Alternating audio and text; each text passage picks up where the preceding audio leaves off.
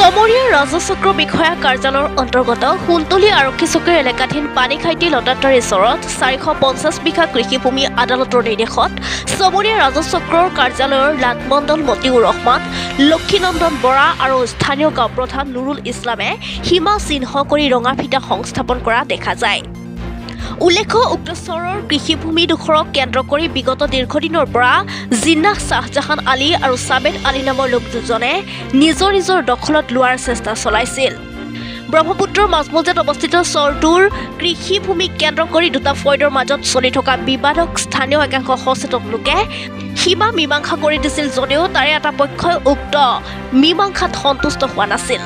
ফলশ্ৰুতিত কিছুদিন পূৰ্বে ঠাইডোখৰত এক ভয়ংকৰ মাৰপিটৰ ঘটনা সংঘটিত হৈ প্ৰায় অৰ্ধশতাধিক লোক গুৰুতৰভাৱে আঘাতপ্ৰাপ্ত হৈছিল। ঘটনাক কেন্দ্ৰ কৰি উভয় পক্ষই কুন্তলী আৰক্ষী চকীত এজাহাৰ দাখিল কৰিছিল। উক্ত গোচৰত আদালতে দিয়া নিৰ্দেশত লাটমণ্ডলে জব্দ কৰি ৰঙা ফিটা সংস্থাপন কৰা কাৰ্যত কুন্তলী আৰক্ষী চকীৰ ভাৰপ্ৰাপ্ত আৰক্ষী বিষয়াৰ নেতৃত্বত মন্দিৰ আৰক্ষী, চমৰীয়া আৰক্ষী, জোৰশিমলী আৰক্ষীকে ধৰি এক বৃহৎ সংখ্যক আৰক্ষী নিৰাপত্তাজনিত কাৰণত উপস্থিত থাকে। আদালতৰ পৰৱৰ্তী কোনো ধৰণৰ নিৰ্দেশ জাৰি নকৰালৈকে উক্ত কৃষিভূমিত কোনো পক্ষই খেতি কৰিব নোৱাৰিব বুলিও জানিবলৈ দিয়ে। News desk DN24 news. Chamaria ৰাজচক্ৰৰ অন্তৰ্গত কুন্তলী মৌজাৰ ভিতৰীয়া গাঁও হয়। এটা আমাৰ চহৰ এলেকা হয়, গভমেণ্ট লাইন হয়।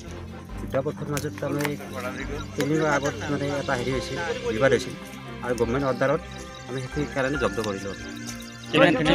প্ৰায় 420 বিঘা মাটি প্ৰায়। আজি কিবা অসুবিধা পালে নেকি? নাই, অসুবিধা একো পোৱা নাই। আমি পুলিচ প্ৰশাসন আপোনাৰ লগত সহযোগ কোন কৰিলে? আমাৰ পুলিচ প্ৰশাসন কৰিলে, কুন্তলী মৌজাৰ সহকাৰী কৰিলে, আৰু স্থানীয় গাঁওবুঢ়া কৰিলে, আৰু মোৰ লগত আৰু সহকাৰী লাটমণ্ডল এজন আছে, তেখেত কৰিলে। এইখিনি তেখেতসকলৰ মাজত আমি আজি বন্ধ কৰি দিলোঁ।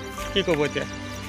কি আহ্বান জনাব দুয়োটা পক্ষক? দুয়োপক্ষ যে মিলামিলি কৰি পেলাই মিলামিলি কৰি যে তাৰমানে কোৰ্টৰ পৰৱৰ্তী ৰায় নোহোৱালৈকে এই মাটিখিনি যাব নোৱাৰে, কোনো পক্ষে যাব নোৱাৰিব। সেইটো কাৰণত মানে দুপক্ষে যে তাতে মানে আজি নাহে আন কোনো হাই কাজিয়া যে নকৰে এখন, আৰু দুপক্ষে যেতিয়া কোৰ্টৰ পৰা অৰ্ডাৰটো খোলা হ'ব তেতিয়া তেখেতসকলৰ মাজত মিলামিলি কৰি ফুল ল'ব পাৰিব। এইখিনি ক'ব লাগে।